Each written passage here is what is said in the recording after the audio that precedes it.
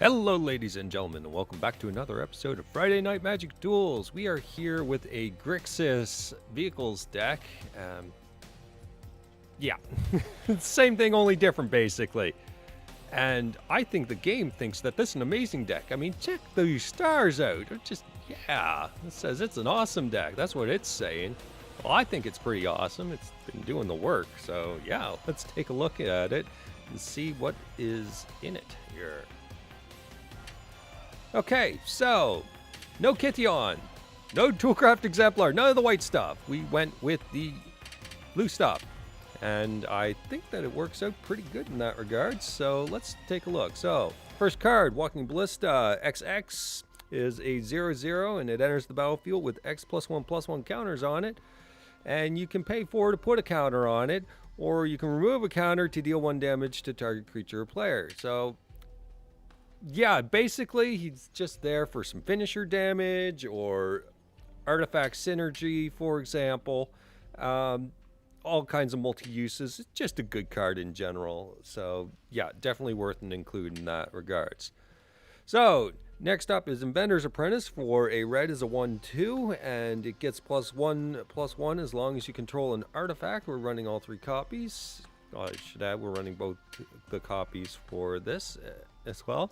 So yeah, like I said, synergy with things like Walking Ballista to make this a 2/3, for example. Nice early 1-drop to get things going. Next up is Fatal Push. For 1 black, we're running 2 copies. An instant, destroy target creature if its converted mana cost is 2 or less, and with Revolt, destroy it if it's 4 or less if a permanent left the battlefield this turn on our side. So just meant to get rid of the really cheap drops and vehicles and so on like that, just so that we can have our oppression going better than their oppression, and that's what that's about. So definitely just meant there as very, very quick, cheap removal. So next up is Skyship Plunderer, both or 2 copies. Yep, I apparently can run 3 copies, and I didn't even put whatever. So a 2/1 flyer for 2, and when it deals combat damage to a player, for each kind of counter on target permanent or player, give that permanent or player another counter of that kind. So +1 counters on Walking Ballista to control the field. I've had a game like that. It's pretty interesting. It's just like ping, ping. I'm going to keep making it bigger. Ping, ping. Keep making it bigger. It's pretty interesting synergy when they're out of removal anyway. Yeah, of course, dies to removal, yada, yada, yada. But it's a pretty cool combo. And it also works with other things like getting your energy up, for example. Or even Planeswalkers. Get their loyalty counters up, get towards some ultimates pretty fast, or maybe you want to have some heavy interaction with your Planeswalkers. Definitely good in that regards. Next up is Glintsleeve Siphoner. For 2 mana, is a 2/1 menace, and whenever it enters the battlefield or attacks, you get an energy counter, and at the beginning of your upkeep, you make pay 2 energy, and if you do, you draw a card and lose a life. So it's just some card fuel going and lightning bolt target on turn 2, basically. But yeah, if it's not bolted, then you definitely get your card advantage going. I mean, you know, combinations like this definitely work out well. The idea that I was going with these was go for the evasion first. And that's what I was after. Go after some evasion, and that's why I went to Grixis colors. More evasion. Speaking of some evasion, next up is Storm Chaser Mage. For a red and a blue is a 1/3 flying haste with prowess. And so, you know, definitely good. Remove their creature, swing in for a little bit extra damage. Maybe crew up a little bit more than you normally would, for example. But evasion, again. So it's meant to get the damage through one way or another, and definitely get that life total nice and low, so things like a Walking Ballista can be lethal in a number of circumstances. So next up we have Scrapheap Scrounger. We're running black, we're running aggro, so he's in here. For 2 mana is a 3/2 artifact creature, and it can't block, and you can pay a black and a colorless, exile another creature card from your graveyard to return it to the battlefield. Control decks hate him. Check him out. Yeah. Learn his secret. Anyway, so basically just, yeah, exactly that. It's good against control decks in that regard. It just keeps coming out, and you know, you can recur this on a turn and say crew a Heart of Kiran, just as that recursive creature against all that nonsense. Speaking of Heart of Kiran, we're on to that. So for 2 mana, it's a 4/4 Flying Vigilance with Crew 3, and you may remove a loyalty counter from a Planeswalker you control, then rather than pay Heart of Kiran's crew cost. So this gives us options to say turn 2 Heart of Kiran and maybe turn 3 Saheeli Rai, for example. Ping them for the 1 damage, take the counter off, hit them for another 4, that kind of thing. So definitely a good inclusion in that. Again, the evasion with the flying. There's lots of flying. There's flying, menace, and all that good stuff to make sure damage does get through. Speaking of flying, menace. It doesn't have menace, but it is a flying menace. Smuggler's Copter for 2 mana is a 3/3. And it has a crew cost of 1. It has flying, and whenever it attacks or blocks, you may draw a card. If you do, discard a card. So Looter Scooter, and it does exactly that. It loots for you, gets some damage in, gets maybe some of these ground folk to get some damage in vicariously, so to speak. And definitely a good quick card for some good quick damage. Next up, for good quick damage, is Harness Lightning for 2 mana instant. Choose target creature. You get 3 energy counters. Then you may pay any amount of energy, and it deals that much damage to that creature. So it can get a little absurd. You've seen already that we have at least 1 energy outlet, so it can work 2 ways. I mean, we pop off a small guy, and then we have energy for drawing a card. There's all kinds of things that work in that regards, and definitely, again, good at clearing out some vehicles or others if we've got the energy already. And next up is Yahenni, Undying Partisan. For 3 mana, is a 2/2 haste legendary creature, and whenever a creature an opponent controls dies, put a +1/+1 counter on Yahenni, and sacrifice another creature, and it gains indestructible until end of turn. And of course, works well with this guy, and it also works well with everything that does this. So yeah, you can definitely remove a whole bunch of stuff, remove their creatures, clear the path, send Yahenni in bigger and bigger. Also, gameplay video, which will be down in the description. You want to check that out. First game was against a sacrifice deck, so guess who was an all-star in that particular game. Go check that out, figure out how that ended up going. Anyways, next up is Pia Nalar. So I wasn't sure whether to add her, so I went with 1 copy anyway. She still does some work in this particular deck. For 3 mana, is a 2/2, and when she enters the battlefield, we get to create a flying 1/1 Thopter. And for 2 mana, you can make an artifact creature get +1/+0 till end of turn, or you can pay 1 mana and sacrifice an artifact, and target creature can't block this turn. That is solely the reason that I put her in the deck, right there, is preventing the blocks. So again, more evasion. Evasion for guys like this that need to find a way to get through. So next up is Thopter Engineer, our lovely surprise, you're dead guy. Girl, whatever, whatever. I think of guy in a general sense. Like I say, you guys. It just means everyone. Anyway, for 3 mana is a 1/3, and when enters the battlefield, put a 1/1 colorless Thopter artifact creature with flying onto the battlefield. Artifact creatures you control have haste, so just 1 copy to represent that strategy when it should come up, because we're not running that many artifacts. I mean, we're running 11 plus, you know, Pia and Thopter Engineer, so it's not a big thing when it comes up, but it does come up. So with the lower count, I decided to keep the count lower on this as well. So Wellfest Engineer is the next card for lots of colors and 3 mana. Is a 3/3, and at the beginning of combat on your turn, target artifact creature you control gets +2/+0 till end of turn. This is also a good turn 3 play should you get Heart of Kiran. So yeah, you get that down, you crew for the 3 cost, turn it into a 6/4, and swing on turn 3 for 6 in the air. So pretty good that way, and yeah, definitely some efficient work there. All right, next up is Aether Sphere Harvester. For 3 mana is a 3/5 flyer and has a crew 1 cost. And when it enters the battlefield, you get 2 energy counters. More on energy. Pay 1 energy. Our Aether Sphere Harvester gains lifelink until end of turn. So it's the main thing that makes it useful is its 5 toughness, since Grasp has a hard time with that kind of thing. And Push has to remove a target in order to get to it as well. So the cheap removal is very challenging. Red is probably the only thing cheap in that regards is Lightning Axe. And that is a natural 2-for-1 because they have to discard. So definitely very annoying threat. And since it's so annoying, it got included basically. The lifelink is irrelevant sometimes, but the idea is to put the opponent on the back foot as quickly as possible. So not necessarily relevant. You can just save it for things like Harness Lightning or drawing more cards with Glint Sleeve Siphoner, depending on your situation. But it's meant to add to the aggression, basically. And again, evasion with flying.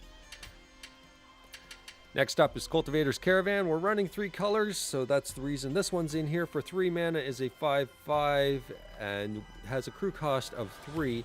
But you can also add 1 mana of any color to your mana pool. So that's meant for the mana fixing if we're in a bit of a tight bind there. Say we're missing our black for, you know, this kind of thing or this kind of thing. And it's there available for that. You can, it has no evasion to speak of. It's intended as a mana rock, but it does get the 5 damage through occasionally. I mean, there's all kinds of ways to set it up. But again, mana rock first, and then a 5/5 second. Next up is Unlicensed Disintegration. And we're running all the copies because this card is the best card in Standard, and it's pretty freaking broken in Duels as well.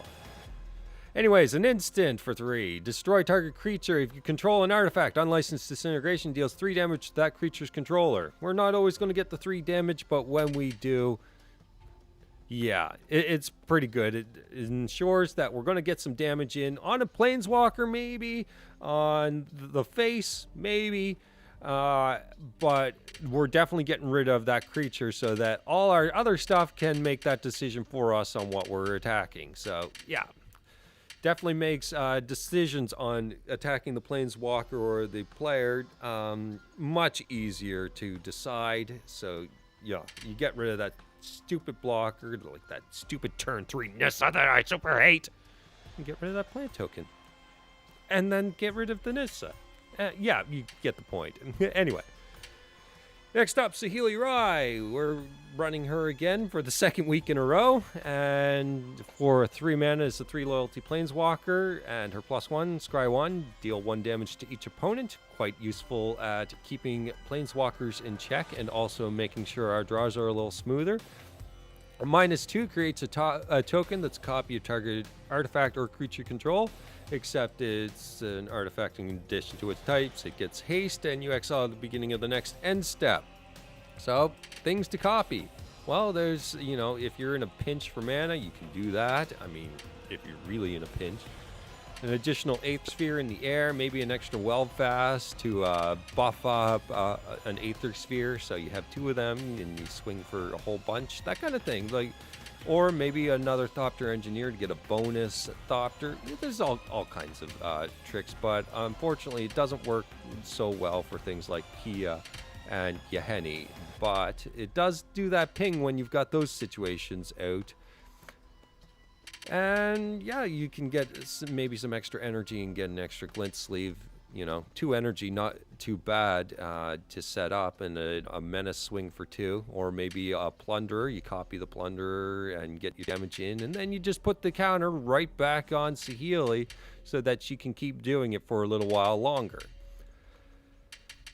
Anyways, next, I botched that. Her ultimate, it could come up, you never know. Search your library for up to 3 artifact cards with different names and put them on the battlefield, then shuffle your library. Well, I mean, that gets us all our vehicles out, or a whole bunch. I mean, yeah, we can really switch around the field at that point in time and really make a difference. Anyways, next up is Chandra, Torch of Defiance for 4 mana, 4 loyalty Planeswalker. Her +1, exile the top card of your library. You may cast that card. If you don't, Chandra deals 2 damage to each opponent, which really just wrecks planeswalkers or really puts your opponent on a clock so that they really have to deal with this. And while they're dealing with this, you're dealing with their face with your guys. So definitely good in that regards. And her other +1, add 2 red to your mana pool. You want to tap out and get some effects going. You want to get some creatures down for your crew, but they still have a blocker. Add 2 mana to your mana pool and harness lightning, whatever's in the way. Her -3 deals 4 damage to target creature to protect herself and definitely get rid of blockers as far as we see it. And her ultimate wins you the game because, yeah, whenever you cast a spell, this emblem, you get an emblem that deals 5 damage to target creature or player. So, yeah, you just cast whatever at that point and get through. Or maybe, you know, throw 5 at a blocker at that point. You see that they don't tend to have too many blockers left with the amount of aggression that this particular deck has. Anyways, next up is Tezzeret the Schemer. I was torn between this and Liliana, but I decided to go with the not double black version. And Tezzeret does, the +1 ability is relevant in the 3-color deck. Create an artifact token named Ethereum Cell with tap and sacrifice this to add 1 mana of any color to your mana pool. So that could help us in a pinch. If we need to cast this particular mana, we can definitely get it there. And it also gives us artifact synergy for the next ability, -2. Target creature gets +X, -X until end of turn, where X is the number of artifacts you control. So we can use it in an aggressive stance if we wish. We can buff up one of our guys and swing in for a huge amount if we feel. Or we can just simply remove some low-hanging fruit on our opponent's side. Very good in that regard. So that's what he's in here mostly for, is the +1 and the -2. Although the -7 and the ultimate can be relevant, where you get an emblem at the beginning of your combat on your turn, target artifact you control becomes an artifact creature with base power and toughness 5/5. And I tell you, vehicles becoming big and mean and nasty, well, I mean, Aether Sphere with lifelink, 5/5 flying lifelink, 5/5 looter, and a 5/5 vigilance as ideas. Even the Scrap Heap Scavenger. This is the only one I've ever pulled off with that particular ultimate with this deck. And a 5/5 that comes back and does it again at a later turn is pretty good. So the ultimate is very relevant in this particular deck. Also, in conjunction with Saheeli's -2, if it, you know, the stars align, Saheeli's -2 with an ultimate, I mean, the -2 makes an artifact token version of whatever you might have. So you can, you know, make an artifact version of something like a Thopter Engineer, copy it, get the, you can buff the Thopter Engineer to a 5/5, or the token that gets produced into a 5/5. With haste, no less. So, I mean, there's all kinds of options for the ultimate in this particular deck, but it's all intended to be super aggressive, super evasive, and meant to get the damage through and put our opponent on the back foot at all times, supported by our removal to make sure that they don't get enough of a board state to be able to compensate for it. Anyways, on to the lands. We have 1 island, 2 swamps, and 4 mountains. As you can see, the skew is kind of heavily towards red. And 2 smoldering marsh. So this could be inconvenient for our 1-drops. I pressed the, my mouse went off. Anyway, this could be inconvenient for the 1-drops, and that does come up, but it does kind of unlock the rest of these lands, which I believe this is the only whatever Tango land I think it is that would be in the deck, just to activate all of these and not have too many of these coming into play tap. I want to keep it fairly limited in that regards, and I think it's pretty much there. We're facing a balance. Anyways, next up, Drowned Catacomb for a blue and a black, and we also have Sulphur Falls for a red and a blue. And we have Dragon Skull Summit for a black and a red.